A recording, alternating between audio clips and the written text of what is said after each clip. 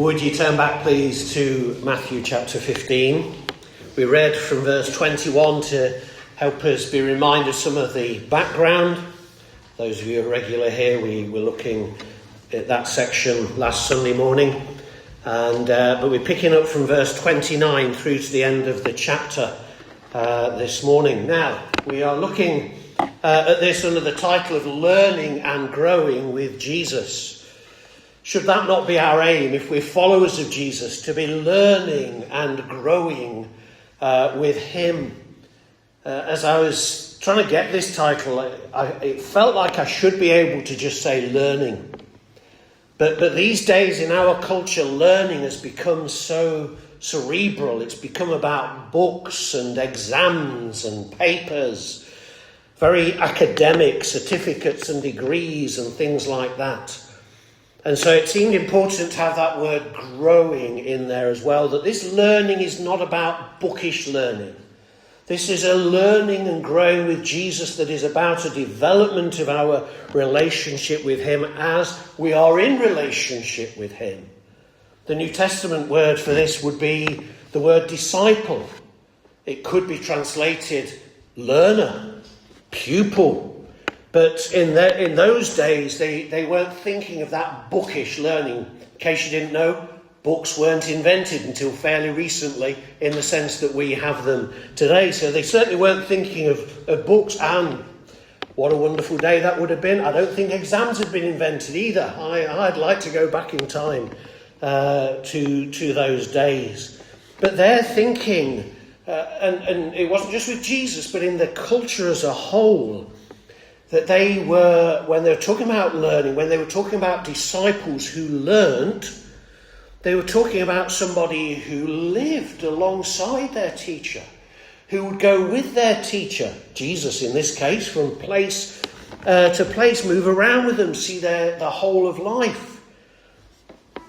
It would be more of an apprentice than a student in modern day terms. It would be somebody who learnt on the job with the expert, seeing how he handles people, life, situations, learning in that process, as well as listening to what he has to say to them. Jesus made that goal clear and this definition clear in Matthew 10:25 when he said, "It is enough for a disciple to become like his teacher." A disciple isn't one who can pass an exam on Bible knowledge. A disciple is not one who can tell you how many chapters there are in every book of the Bible or any other such Bible trivia. A disciple is one who becomes like his teacher. Discipleship is about transformation of character. Yes, learning that from Jesus, but the end of it was very clear. It was the transformation of character so that they actually become like Jesus. Now, this passage, verses 29 to 39, is a key teaching time between Jesus and his disciples. And we're going to see the key teaching issues that we come across here. And let me warn you, they might not be altogether obvious. So the first one is this: Jesus for all nations. Did you hear the talk of nations in the passage? No, you didn't. Absolutely, because it was not there. To see this as Jesus' main teaching point for learning, for growth, for discipleship, for his disciples, you have to read slowly. You have to see what's going on and attend to the details of the story as Matthew portrays it to us. So let me take you along this path to see what is happening. First of all, look at verse 21. Seeing the context matters. Verse 21, going back to the previous passage that we're just mentioning but not focusing on this morning, we read there that when Jesus left there, which was very Jewish territory, but when he left there, he withdrew to the area of Tyre and Sidon. Now let me show you. This is Israel as a whole down here. Tyre and Sidon are up here. They are out of Jewish territory. If we zoom in on the map, you can see it a bit better there. So he's leaving to the place of Tyre and Sidon, which is Gentile territory. Gentile is just a word that the Jews had for the non-Jews. Covered anybody who was not of Jewish origin. So he's heading out of Jewish territory where the Jews lived, those who had the Old Testament scriptures, who at least to some degree had knowledge of the one true and living God. But he moves out of that territory. That leads us on to verse 29, where it says, moving on from there, Jesus passed along the Sea of Galilee. Now, when it says moved along, it's a word that I don't understand. It's in the Greek language, but it means... Oh, sorry, where are we going? There we go. It means, rather than crossing back into Jewish territory, he's coming along by the Sea of Galilee. He's taking that route. Now, out here, that is still Gentile territory. That is not Jewish territory. So it's saying that he's still in Gentile territory rather than crossing back into Jewish territory. Now, this is going to be important. He's gone to Gentile territory. He's staying in Gentile territory. And then the verses between those. So this story of the Gentile woman, the Canaanite woman, who comes pleading with Jesus, verses 22 to 28, pleading that Jesus would heal her severely demon-possessed daughter. The whole point of that story becomes the debate, the argument. Jesus is just silent with her to begin with. The disciples say, send her away. She's just causing a load of noise. Jesus said, well, I'm only sent to the lost sheep of the house of Israel. She says, but surely we can have the food of the dogs and even the crumbs that fall from the master's table. And there's this whole process of Jesus drawing out of her the faith which perseveres despite the hurdles that Jesus was putting before this woman. And actually, in the end, he says, woman, your faith is great. Now, this is a Gentile woman. There's only two people Jesus commends for great faith in the New Testament. And you know they're both Gentiles. The other is the centurion whose servant needed to be healed. And so in the hearing of his disciples, who are Jewish, they know full well he's never said to a Jewish person, your faith is great. He takes this Canaanite woman, this Gentile woman, and says, your faith is great. And he heals her daughter. He shows mercy to a Gentile and establishes that actually she has great faith. A Gentile woman has great faith. And then there's talk of many miracles. Jesus had done many miracles, obviously, amongst the Jews in the past in Israel. But look what happens here in verse 31. We know that we've read in verse 29 that he's passed along the Sea of Galilee. He's stayed in Gentile territory. And it says there, verse 30, large crowds came to him, including the lame, the blind, the crippled, those unable to speak, and many others. Just the same kind of people who come to Jesus in Jewish territory. And they put them at his feet and he healed them. So the crowd was amazed when they saw those unable to speak talking, and the crippled restored, the lame walking, the blind seeing. It's amazing.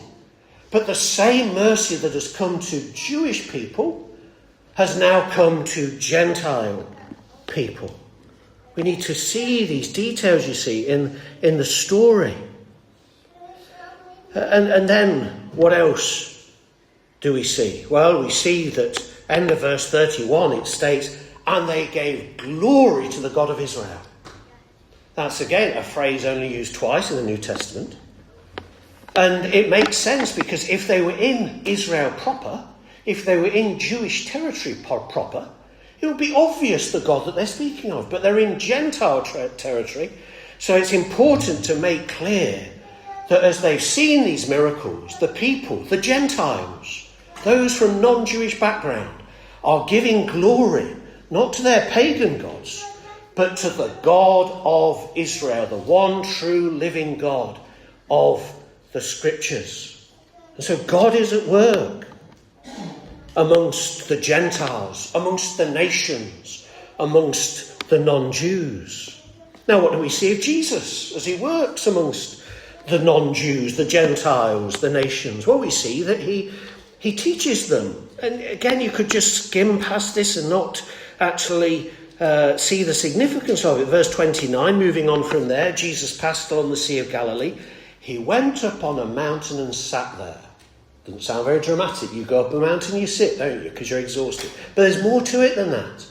Because when you go back to the Sermon on the Mount in Matthew chapter 5, speaking in Jewish territory for that Sermon on the Mount, we read, when he saw the crowd, he went up on the mountain, and after he sat down, his disciples came to him. Then he began to teach them.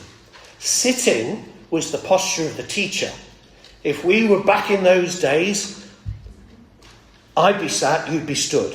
That's fine for me, but not so good for you. You'd have a fair while to stand up. But they were the opposite in those cultural trends. But the posture of being seated was the posture of the teacher. And Jesus had done that with the Jews. He sat on the mount to teach the Sermon on the Mount. Here he comes on a mountain and he sits. He does exactly the same. He's showing these Gentiles aren't second class. The blessings for these people are not second class blessings. There's a move of an era where God's purpose had been focused on the on the Jews in the past. But now the gospel is moving to all nations. This is the new era of the new covenant, which will be crowned with Jesus' great commission to go and make disciples of all the nations. And you see signs of it beginning here. Straight after, he's just said to this woman, I was only sent to the lost sheep of the house of Israel. But she pushes him. She pushes him by faith. And that's what he wanted. He wanted to, he knew the faith was there. He wanted us to be able to see the faith of this woman. And now he's blessing the Gentiles in just the same way. He wants to teach the Gentiles just as he taught the Jews. And he does many miracles, as we've said in verses 30 and 31, just like he did among the Jews with his compassion and love and power. And then we come from verse 32 to the end of the chapter to this very famous miracle, the feeding the 4,000. And some of you thought, hang on, have you got that wrong? Wasn't it the 5,000? Well, that for some reason is the more famous miracle. And that did come first. But here we have Jesus in Gentile territory, and he feeds the 4,000, just like he'd fed the 5,000 of the Jews in chapter 14. Now, when we say 4 and 5,000, I won't keep repeating this, but let me make clear it's the men besides the women and children. So we could be talking numbers 10, 15, 20,000 in all, but we'll stick with the 4 and 5,000 this morning. But these Gentiles gather massive crowd, 4,000 men plus the women and children.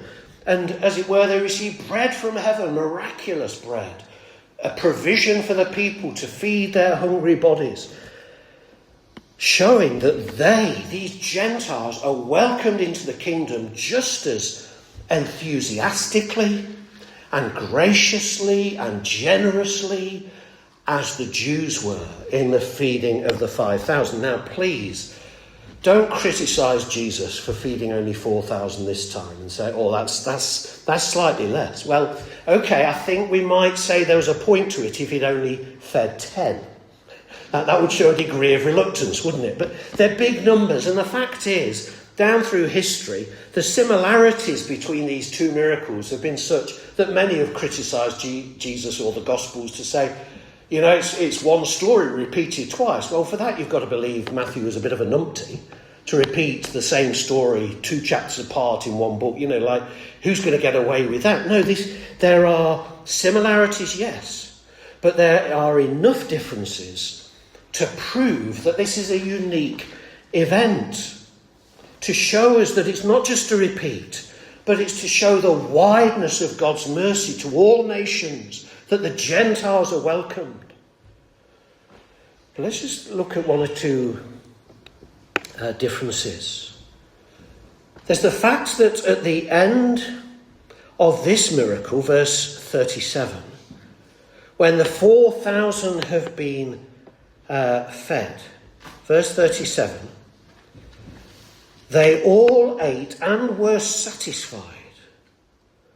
Jesus satisfies. He satisfies the soul.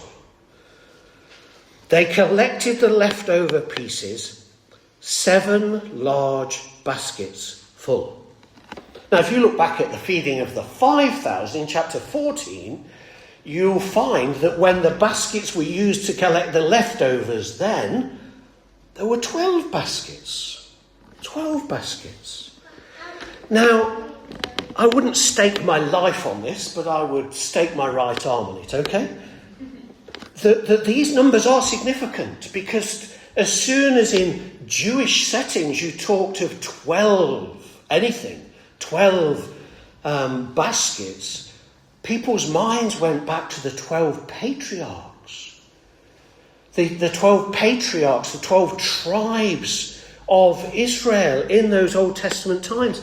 And so there in Jewish territory, the feeding of the 5,000, 12 baskets of leftovers were gathered together. And the 12, I think, was symbolic of the 12 tribes of Israel for God's work amongst the Jews. Now when we come into Gentile territory, we have 7 baskets gathered together. What is the significance of the number 7? Well, you come into the into the Old Testament, and right at the beginning, you have a week. God created the world, 6 days, rested on the 7th. What have you got? You've got a complete week. And throughout the scriptures, so often the number 7 is symbolic of completeness and perfection and something being properly finished, a week. That's the symbol that is being used. And we see it as you go into the book of Revelation, the last book of the Bible. Jesus writes to 7 churches. Why? Because he couldn't be bothered to write to 8. Was that it? Well, 7 symbolises completeness. So although he is writing to 7 specific individual churches, he is also writing to them as representative of the complete church. And so what do we have here? We have here a picture with the 7 large baskets full of leftovers that are gathered together. An indication that God's work is being completed and perfected at this stage as the gospel goes, not just to the Jews, but to the Gentiles, to the whole world. And that had been God's purposes right from the start. It emphasises all of this, all that we've been saying now, has been emphasising this first point, that Jesus is teaching them through all these events, all these words, all these situations, that Jesus is for all nations. Now, you will be sat there this morning thinking, dear me, wouldn't there be an easy way to say it? Why didn't he just say, look, I'm for all nations? Well, we can understand that, but we live with the benefit of 2,000 years of hindsight. And if you think, did it need to be so complicated? Did it need to be reiterated in so many ways? Couldn't it just have been said once? We have to say, well, if only. I mean, if only that were true. I mean, there were clear indications that this was the direction of travel from the Old Testament itself. Matthew earlier in this gospel had made it clear that the gospel was going to the Gentiles, to all nations.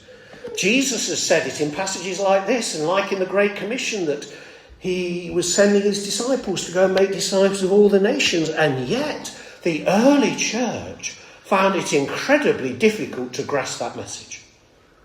If you read the story of the early church in the Acts of the Apostles, that book is basically, one of the main central themes is the argument, the debate, the resistance by some to the idea that the gospel should go to all the nations. They found it incredibly difficult. Although God had especially blessed the Jews in the Old Testament era, that the people had developed that into a sense of superiority. Their favourite name for the Gentiles was dogs. They called them dogs, and don't think you're a pet dog. They didn't have spare cash for a lot of pet dogs in those days. And dogs was a term of abuse, of derision. It was a worthless street animal. And the Jews called the Gentiles dogs because they saw them as inferior. And so it's really difficult. And in fact, if you trace the history of the church over 20 into the 21st century, this has been a major challenge. There have been pockets in the earlier centuries where people did take the gospel to other nations. But really the main thrust to take the gospel to every nation began in the late 18th century. It was a time where God was moving, using the cultural changes as trade became more international. And people like William Carey were raised up by God to give the vision that the gospel needed to go to all lands, to those who lived in darkness. And I'm not using that intentionally, I'm using it biblically. Earlier in Matthew's Gospel, chapter 4, there's a quotation from the book of Isaiah referring to the Gentiles. They live in darkness. Without the gospel, you're in darkness. And William Carey and others were used to really proclaim the message that we need to go to all nations. And William Carey got up in a meeting in England back in the late 18th century and talked about taking the gospel to the heathen, and one fine gospel minister replied, "Sit down, young man, sit down and be still. When God wants to convert the heathen, he will do it without consulting either you or me." That was the resistance.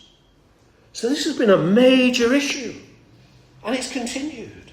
Although there were hundreds who in the following half a century went out to loads of nations to proclaim the gospel, there has continued to be deep-seated resistance in certain pockets, sometimes very large pockets of the church, that have been against certain nations or against certain nations, against people of a certain colour of skin.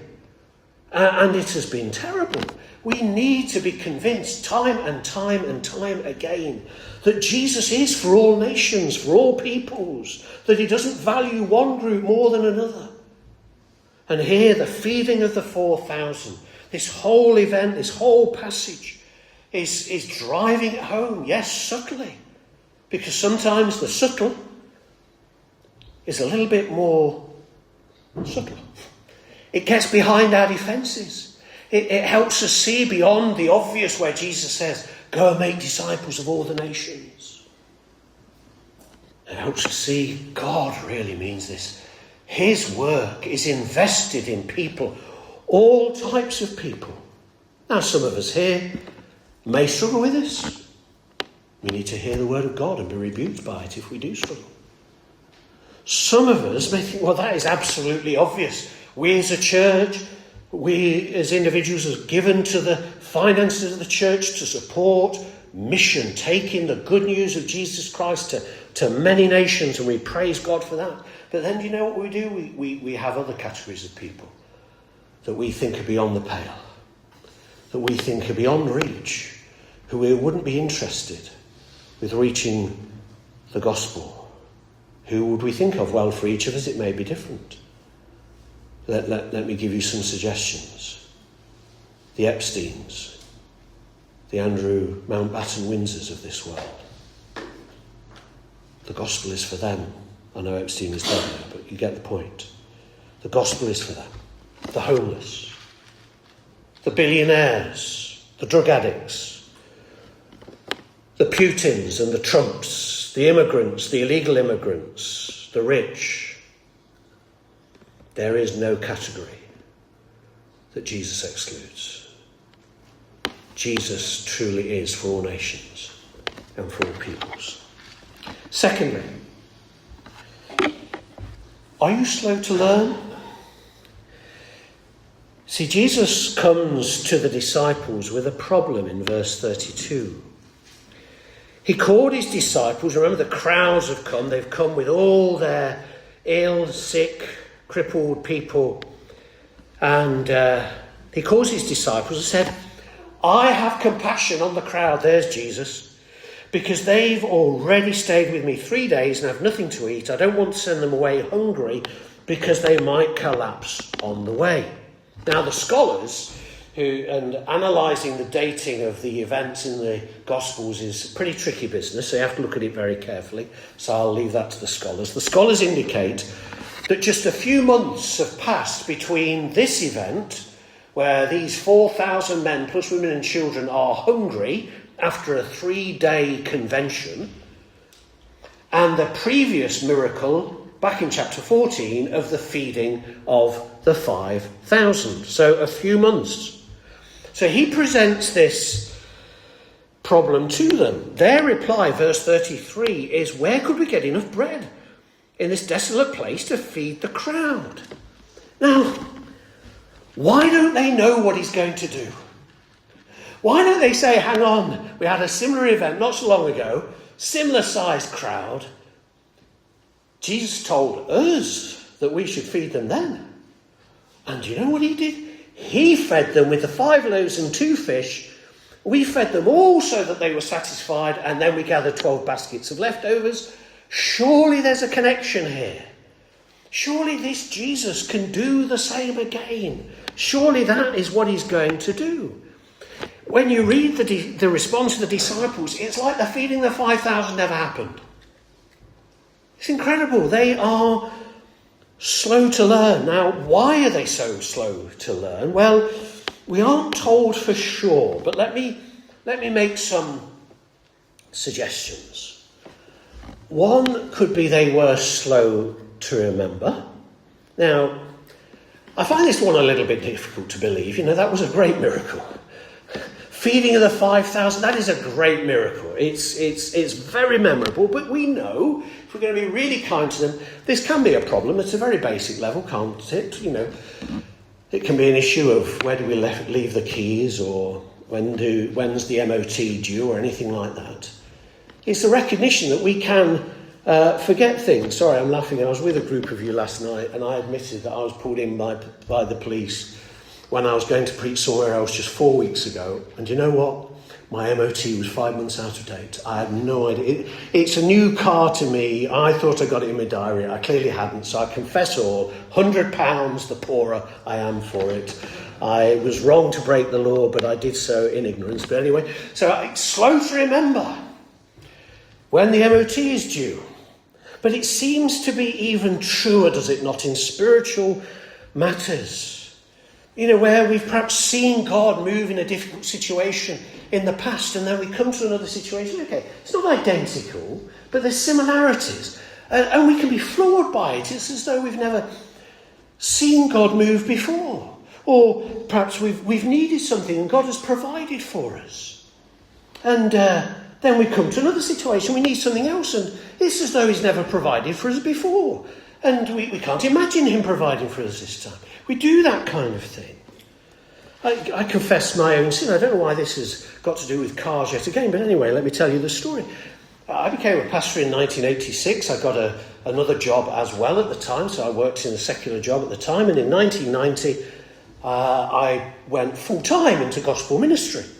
Now, I was with the same church that we'd been to. It was tiny, that wasn't why I wasn't full-time with them to begin with, but we and the church decided it was right to take a huge step of faith and go full-time in gospel ministry with absolutely zero guaranteed income. And we certainly weren't going to do any fundraising or anything like that.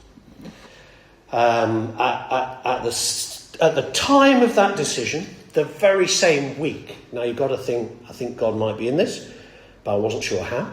In the very same week, a decision was made for us to go full-time with no guaranteed income. The people who owned the rental house that we were in said, we want to sell the house. You can have first dibs on it. Well, we were now going forward with no guaranteed income, but by God's goodness, we were able to put down a deposit. A particular gift was given to that very end. But it was the time, 1990, some of you think interest rates are high on mortgages now, 16%.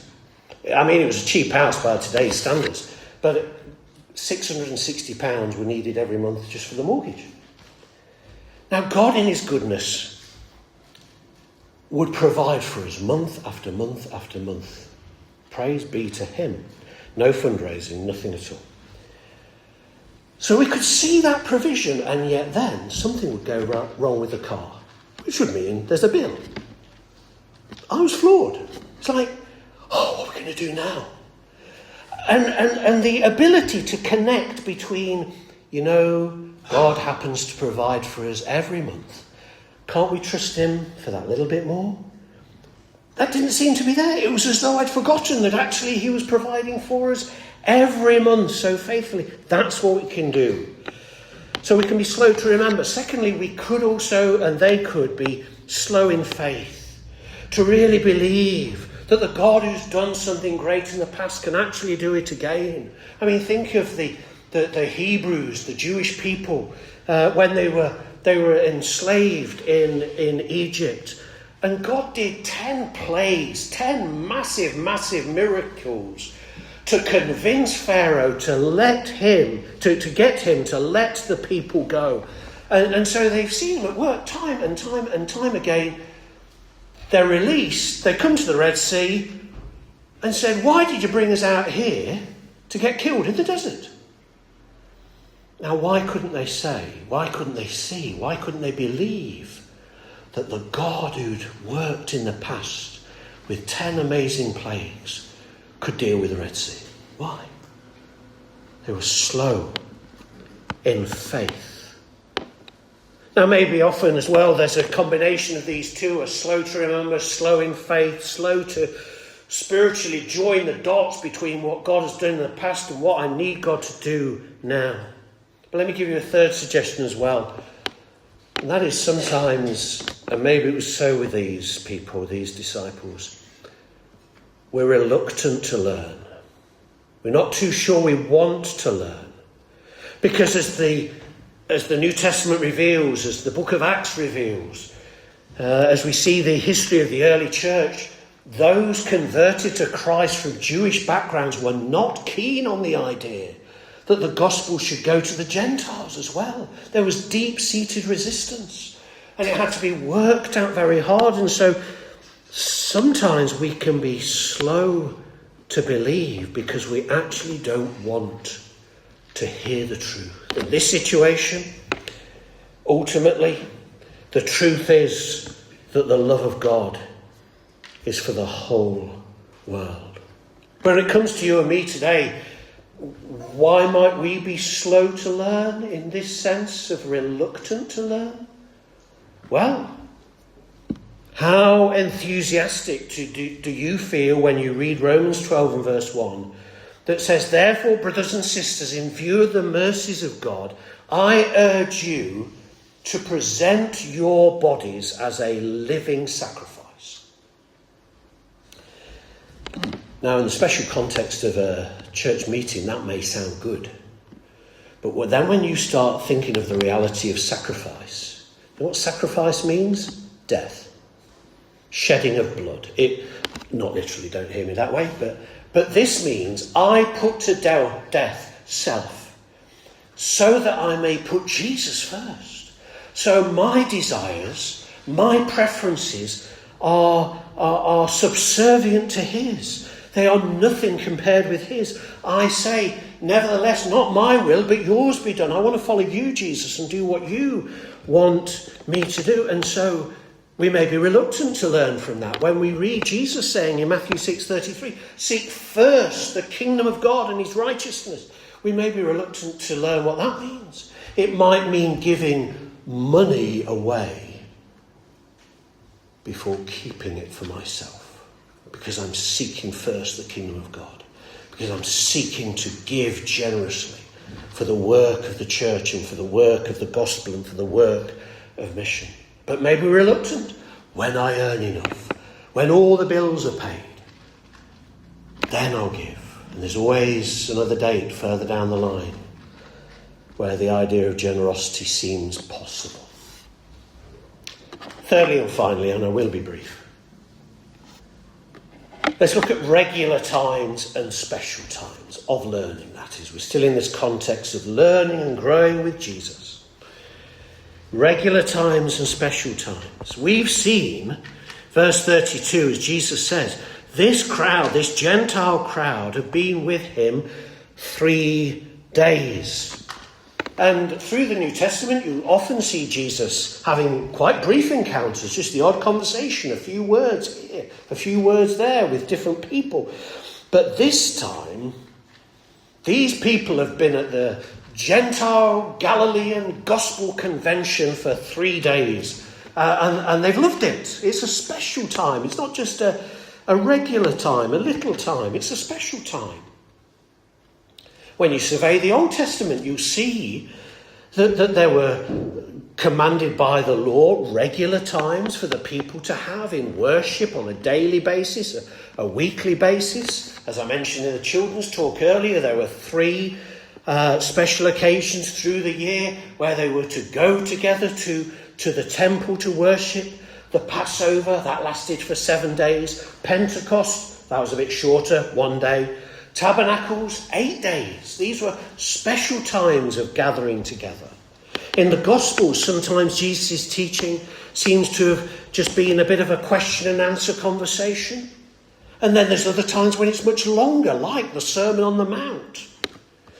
In Acts, you see the believers meeting sometimes on a daily basis, other times on a weekly basis. One time, Paul preached till midnight. That won't be happening this evening, I promise you. But, he preached till midnight. It was a longer occasion. I don't want to drive this like it's law. I'm just saying there seems to be a pattern where God works both through the regular and the special, through the shorter and the longer. So we know the regularity of gathering together on a Sunday does us good, that we're fed on the word, that we're encouraged in fellowship, that it's good to bring our praises to God. We could do it on our own at home, but there's something incredibly uplifting, energizing, bringing glory to God from the gathering of his people together. On that regular basis, home groups, prayer meetings, they're all good. But then, when you look over the history of the church, and I'll just stay with recent times, otherwise we will be here till midnight. But the reality is, in recent generations, there have been special times when God is at work as people gather for longer periods. I'm thinking of the multitude of children and youth camps. It'd be very interesting to have a show of hands of how many have been to those kind of things when they were younger. Even more interesting to see how many were either converted on such camps or had a real deepening of their relationship with God on such camps. And there have been conferences and fast days and feast days and family camps and things like the Keswick Convention. We as a church belong to the Fellowship of Independent Evangelical Churches, which, for the sake of brevity, we call the FIEC. And they've organised conferences for years. It was at Caister, then Pwllheli. Then there was conferences like Word Alive. Now there's a new one called Rising Lights. There are often churches that organise their own church holidays and church weekends. These are special times. And my observation is not only does that fit with a biblical pattern, but it seems that God so often uses those times in the lives of believers to deepen their faith, to deal with some sin, to deepen their devotion to Christ. And actually God also seems to use such times for those connected to the church or to a Christian family who are actually brought out of darkness and into light at such times. It seems to me that there's something special in God's purposes for concentrated times of God's people coming together in prayer and worship and fellowship and in the Word. Now, let me be clear again. There's no explicit command that you have to do this. But I would encourage you to think about it. Is there an opportunity maybe next year? Basing, summer is nearly over. Many of these kind of events will be over. But, maybe think next year. Is there a conference, a convention, some gathering together where in a more concentrated way it would be really good to worship and pray and hear the word that would actually help me to learn and to grow, to be a disciple, to become more like Jesus. So I'll be learning with Jesus to be more like Jesus. We're going to sing